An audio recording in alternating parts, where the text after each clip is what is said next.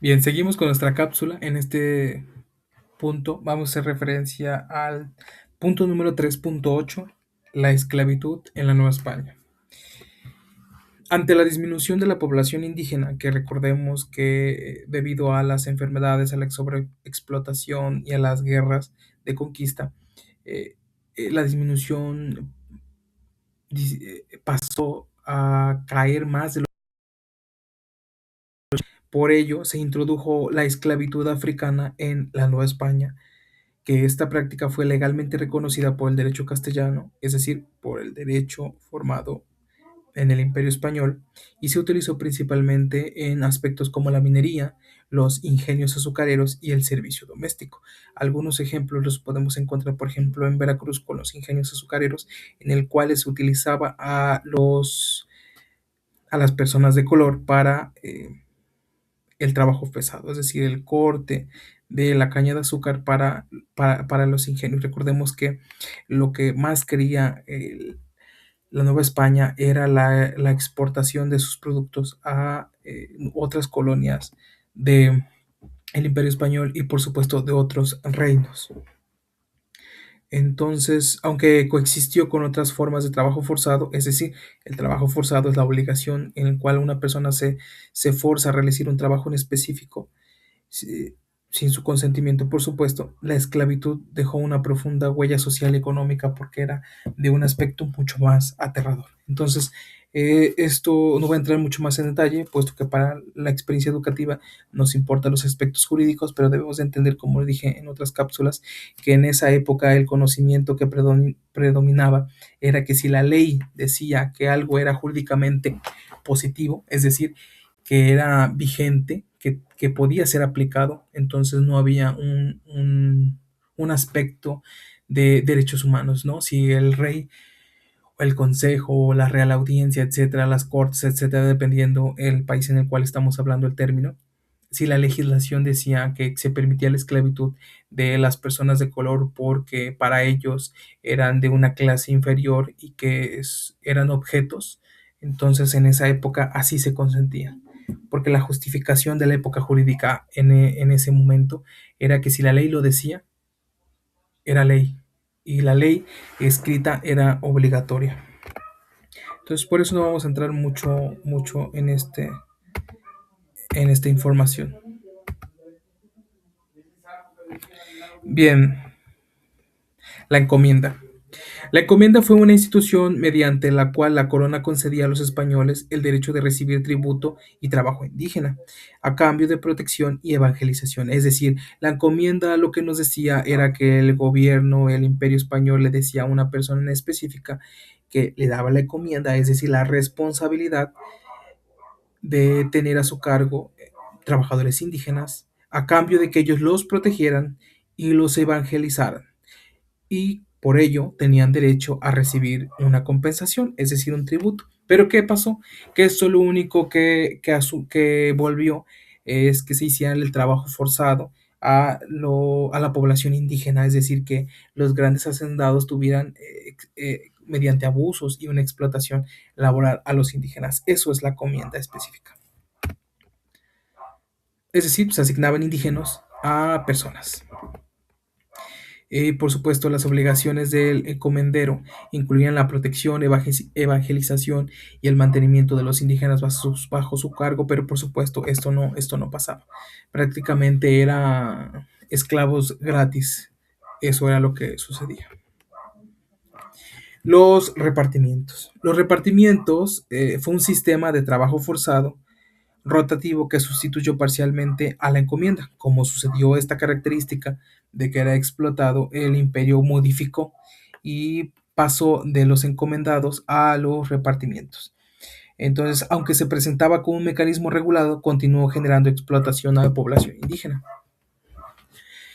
Una asignación temporal de trabajadores indígenas. El reparto consistía en la asignación temporal rotativa de los trabajadores indígenas para realizar labores específicas, es decir, se rotaban entre obras, agricultura y minería con el objetivo de no ser explotados, pero por supuesto, cada rotado se sufría mucho más porque aunque se cambia el rubro económico que realizaba la acción o el trabajo, pues seguían siendo explotados.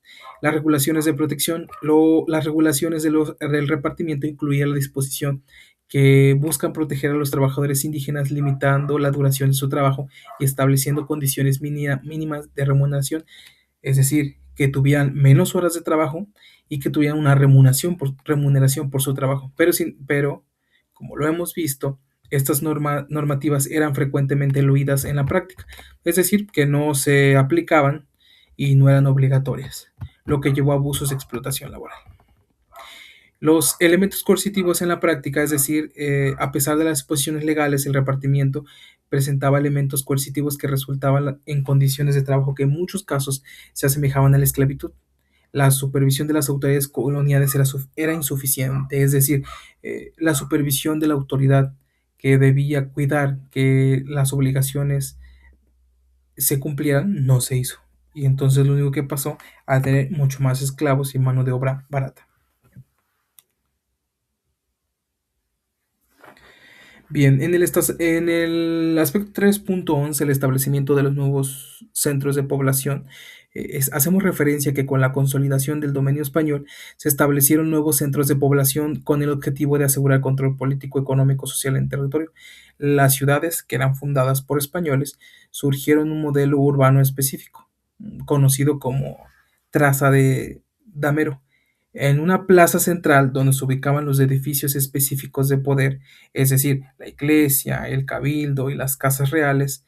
Este modelo fue regulado por ordenanzas reales, es decir, leyes específicas, y permitió reducir en América el orden urbano europeo y facilitando la administración y vigilancia de la población, es decir, creando mucho más ciudades, se buscó tener un mayor dominio político y religioso y de administración de estos asentamientos.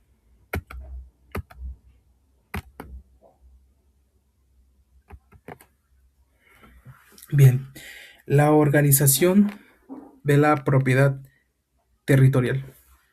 Este aspecto es muy importante porque la propiedad de la tierra de la Nueva España se organizó bajo distintas formas jurídicas.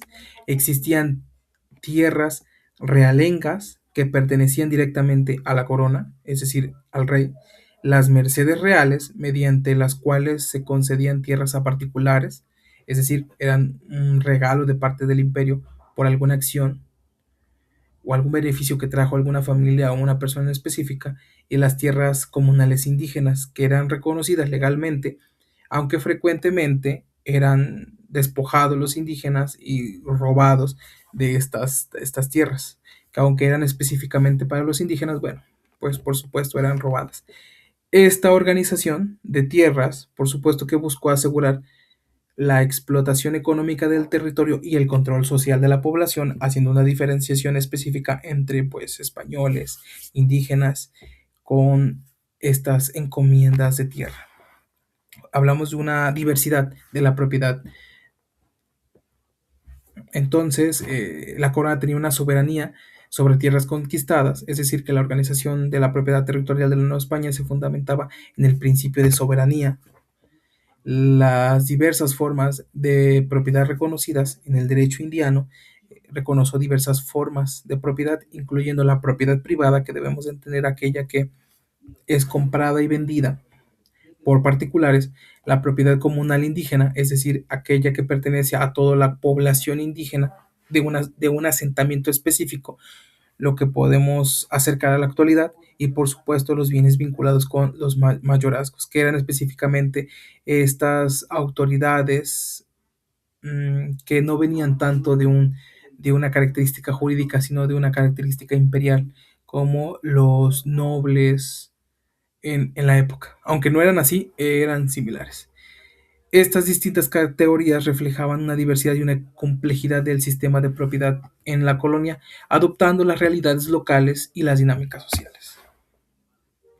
Y por supuesto, los conflictos agrarios persistentes. A lo largo de Nueva España existieron conflictos agrarios que eran motivados por la concentración de tierras en manos de hacendados, como lo que veíamos anteriormente. y corporaciones eclesiásticas. ¿Cuáles eran estas corporaciones eclesiásticas? Bueno, aquellos grupos religiosos en los cuales venían de Europa, formadas, por ejemplo, por franciscanos que llegaban a un asentamiento, se apropiaban de las tierras con la justificación eclesiástica de hacer un convento, de hacer una iglesia y que prácticamente despojaban de tierras a los indígenas con esta justificación. Y esto dejaba un conflicto y tensiones, por supuesto, sociales y económicas de la época, influyendo en la estructura agraria, puesto que dejaban de ser cultivos para ser parte de esta organización eclesiástica que pongo, por ejemplo, los franciscanos, que por supuesto hubieron otras organizaciones como las carmelitas, etcétera, etcétera. Bien, la política económica española. Aquí lo voy a hablar de una manera muy general, puesto que esto habríamos de verlo en una materia mucho más detallada sobre economía, etcétera. Pero la política económica de España se basó principalmente en un modelo mercantilista. Su principal objetivo fue beneficiar a la metrópoli, es decir, a las ciudades principales, mediante la explotación y el control de los recursos del comercio de la población indígena y rural, por supuesto. La minería, especialmente la extracción de plata, de oro, se convirtió en el eje primordial de la economía colonial, pues con esto se formaba la moneda y por supuesto era la compra y la venta de productos. El comercio estuvo sujeto al monopolio español, lo que limitó el desarrollo económico autónomo del virreinato. Es decir, que aquí debemos entender que hubo dos administraciones españolas y que fue una de las justificaciones por cuales se inició la independencia de México, porque hubo un cambio de titular, es decir, un cambio real de familia real, cuando pasamos de la anterior Casa Real a la actual, que sigue vigente, que es la Casa Borbón de España. Los Borbones tenían una característica específica de querer centralizar todo. Querían tener el control absoluto del comercio, etcétera, etcétera. Entonces, esto dejó una menor independencia a las colonias y a los virreinatos y pues fue centralizado. Prácticamente es lo que podemos hablar de ese tema para no ahondar más en ello. La política sanitaria en la Nueva España. Esto se desarrolló como una respuesta a las constantes epidemias que afectaron a la población. Debemos de recordar que la política sanitaria, específicamente hablamos de la sanidad pública, es decir, de la salud que tienen las personas y las poblaciones en la Nueva España. Entonces, como había constantes epidemias que afectaban tanto a la población indígena como al pueblo español, como la viruela, el tifus y el sarampión, que en la actualidad no son de una alta mortandad, en esa época sí era de una alta mortandad, y por supuesto se crearon hospitales, muchos de ellos administrados por órdenes religiosas, como lo que venía diciendo, los sanatorios por franciscanos, carmelitas, etcétera, y se implementaron medidas básicas de higiene y control sanitario. Estas acciones, aunque limitaban por supuesto, eran pequeñas y eran limitadas por los recursos, reflejaban los primeros intentos de una salud pública en ese territorio. Por eso es un tema que viene del programa académico, pero la verdad es un poco irrelevante en mi punto de vista. Solo habla de una administración de la salud pública. Igual que el siguiente, la educación en la Nueva España, eh, tuvo un fuerte carácter religioso, por supuesto, y evangelizador, porque lo que buscaba era formar ciudadanos bajo la élite católica y por supuesto bajo el conocimiento católico. Las órdenes religiosas como las carmelitas, los franciscanos por supuesto, fueron los principales encargados de enseñar a la población indígena. En 1551 se fundó la Real y Pontificia Universidad de México, que fue la primera en América Latina y que por supuesto destinaba principalmente a la formación de las élites criollas y clericales, es decir, educaban en licenciaturas o conocimientos específicos de mayor nivel, pero solo a las élites. Entonces, debemos de recordar que en la época prehispánica existía mexicana, los pueblos originarios de México fueron los primeros en crear escuelas específicas públicas como el Calmecac. Entonces, esto es lo que podemos decir sobre este tema específico. En la siguiente cápsula veremos